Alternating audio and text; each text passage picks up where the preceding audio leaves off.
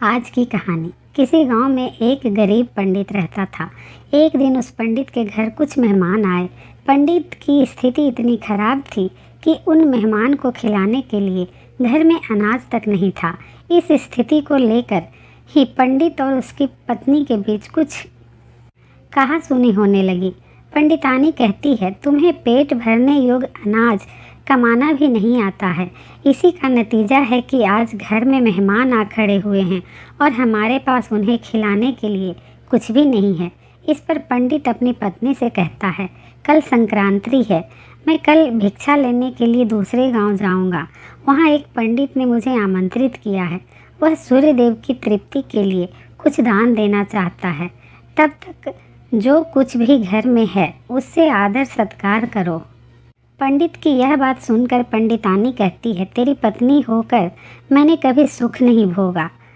न कभी खाने को मेवा मिठाई मिला, न ही ढंग के कपड़े और गहने। आज कह रहे हो कि जो भी घर में पड़ा है वो अतिथियों के सामने रख दो। जब कुछ है ही नहीं तो मैं उनके सामने क्या रख दूं? पड़े हैं तो बस एक मुट्ठी तिल, तो क्या अतिथियों के सामने सूखे तिल रखना अच्छा लगेगा? पत्नी की यह बात सुनकर पंडित कहता है, तुम्हें ऐसा बिल्कुल भी नहीं कहना चाहिए। कारण यह है कि इच्छा के अनुसार किसी भी मनुष्य को धन की प्राप्ति नहीं होती है। जरूरी है तो पेट भरना, और पेट भरने योग्य अनाज तो मैं ले ही आता हूँ। अधिक धन की चाहत अच्छी नहीं। ऐसी इच्छा का तुम्हें त्याग कर देना चाहिए। अधिक धन की इच्छा के चक्कर में मनुष्य के माथे पर शिखा बन जाती है। माथे पर शिखा वाली बात सुन पंडितानी बड़े ही आश्चर्य से पंडित से पूछती है, अधिक धन की इच्छा में माथे पर शिखा हो जाती है? मैं कुछ समझी नहीं।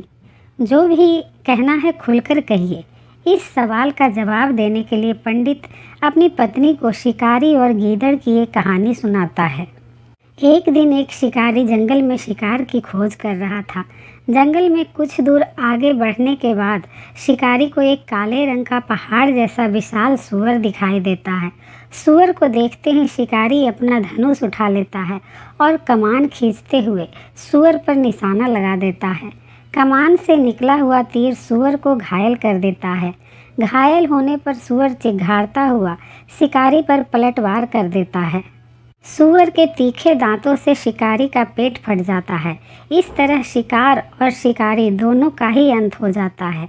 इसी बीच खाने की तलाश में भटकता हुआ एक भूखा गीदड़ वहां से गुजरता है, जहां शिकारी और सूअर का शव पड़ा हुआ था। बिना मेहनत इतना सारा भोजन देख गीदड़ मन ही मन बहुत खुश होता है और मन ही मन सोचता है कि आज तो ईश्वर की बड़ी कृपा हुई, जो इतना अच्छा और अधिक भोजन एक साथ मुझे मिला है। मैं इसे धीरे धीरे और आराम से खाऊंगा ताकि लंबे समय तक मैं इसे उपयोग में लाऊंगा। इन सभी बातों पर विचार करते हुए गीदड़ सबसे पहले छोटी छोटी चीज़ों को खाना शुरू करता है। तभी उसे शिकारी के मृत शरीर के पास धनुष पड़ा दिखाई देता है। गीदड़ के मन में पहले उसे ही खाने का विचार आता है और वह धनुष पर चढ़ी डोर को चबाने लगता है।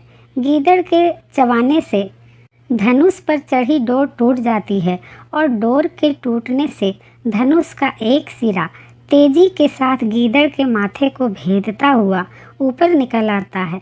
गीदड़ के माथे को भेद कर धनुष का जो सिरा गीदड़ के सिर पर निकल आता है, वह ऐसा प्रतीत होता है मानो गीदड़ के माथे पर शिखा निकल आई हो। घायल होने के कारण गीदड़ कुछ देर बाद मर जाता है। इतना कहते हुए पंडित कहता है, इसलिए मैं कहता हूँ कि ज़रूरत से ज़्यादा लोभ से माथे पर शिखा आ जाती है।